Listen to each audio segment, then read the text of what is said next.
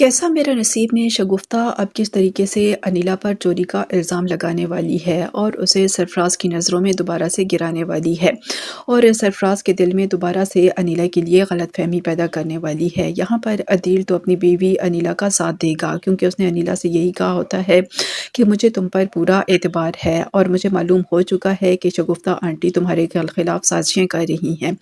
लेकिन अब जब फ़ाइल की चोरी का इल्ज़ाम अनिला पर लगेगा तो अनिला यहाँ पर किस तरीके से अपने आप को मज़लूम साबित करेगी, क्योंकि शगुफ्ता यही चाहती है कि अनिला उसकी बेटी आमना को इस केस से रिहा भी करा दे और बदनाम भी हो जाए। तो अब क्या शगुफ्ता अपनी इस साज़िश में कामयाब हो पाएगी या कि नहीं?